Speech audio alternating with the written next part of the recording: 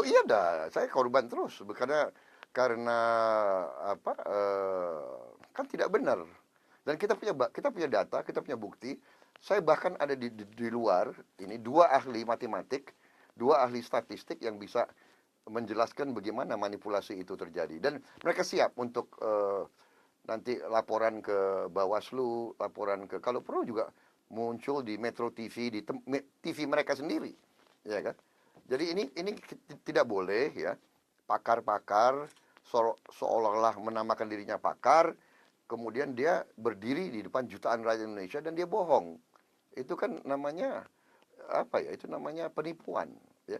Fraud, nggak boleh. Kita masih menunggu hasil resmi KPU, Pak. Dan seperti Bapak juga dalam pernyataannya mengatakan bahwa pemilihan ini berlangsung dengan baik, lancar, dan aman. Iya. Dan apakah itu berarti akan juga tetap terbuka dari kubu Bapak seandainya nanti untuk melakukan gugatan-gugatan setelah hasil resmi KPU?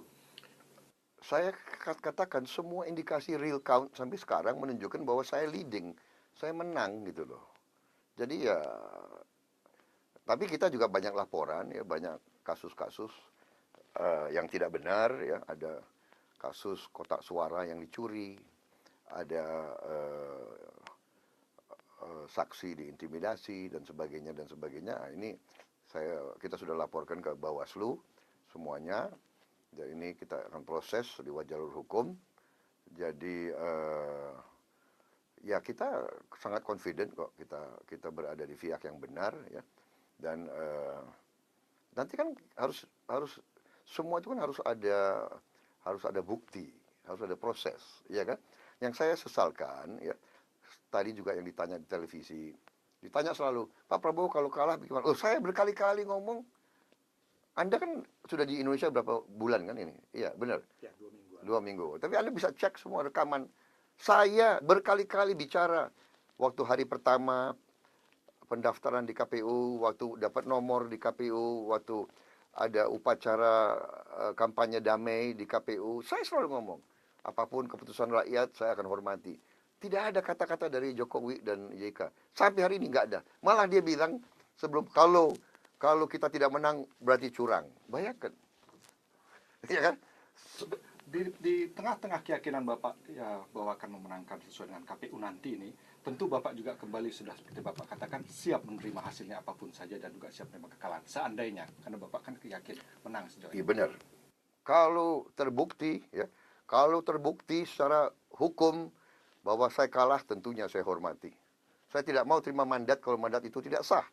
Tapi sebaliknya, kalau ada rekayasa untuk tidak menghormati bukti-bukti hukum, ya itu saya juga tidak akan terima. Sejauh ini kedua kubu itu diharapkan oleh baik pemimpin negara maupun masyarakat untuk menenangkan pendukung masing-masing. Saya kira di kubu Bapak tidak ada masalah untuk menyatakan supaya tenang menanti, Pak. Oh, saya selalu mengatakan itu. Tapi kami yang selalu diserang. TV yang mendukung kami diserang. Dikepung, dirusak-rusak, dicoret-coret, diancam, ya kan? Perusahaan survei yang mengatakan kita yang menang tadi malam di bom Molotov, ya kan? Jadi yang deklarasi menang pertama siapa? Kita sebetulnya terpaksa karena ya daripada opini terbentuk, ya kan? Pemilihan presiden kali ini diwarnai dengan polarisasi masyarakat yang cukup tajam, Pak ya, disebutkan pengamat. Bagaimana Bapak melihatnya setelah nanti KPU mengumumkan hasilnya? Apakah Bapak melihat masih mungkin terjadi rekonsiliasi atau itu hanya bagian dari proses demokrasi yang otomatis nanti orang akan kembali lagi ke kehidupan sehari-hari? Saya kira ini tergantung pemimpin, ya. Tergantung pemimpinnya. Kalau pemimpinnya arif, tunduk kepada proses demokrasi, tunduk kepada kebenaran, ya saya kira tidak ada masalah, ya. Tapi kalau pemimpin-pemimpin kita tidak arif, ya saya tidak tahu.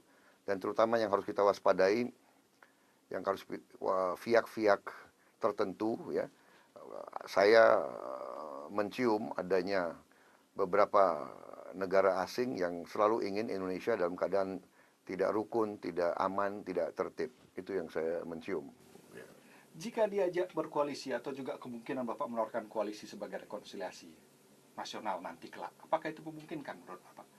Saya kira bisa-bisa saja, tapi Anda harus tahu koalisi kita sudah sangat besar dan sangat kuat. Saya kira juga aneh kalau nanti kita ajak, habis itu tidak ada pihak penyeimbang di parlemen.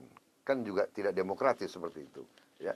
Tapi kalau ada pribadi-pribadi tertentu dari manapun, saya sudah katakan kita tidak tertutup kemungkinan bahwa kita akan mengajak dari manapun, termasuk dari apakah dari PDIP, apakah dari Hanura, Nasdem atau apa, kita, karena yang penting bagi saya adalah kepentingan nasional, yang penting adalah kepentingan rakyat. Jadi bisa saja secara teoritis, tapi tentunya saya punya koalisi yang kerja keras dan koalisi saya juga punya kader-kader yang hebat-hebat.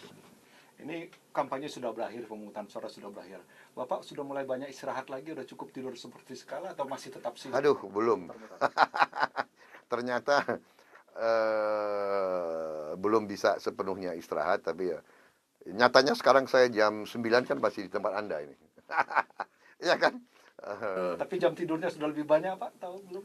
Jam tidur belum, tapi sudah pelan-pelan saya coba untuk teratur begitu.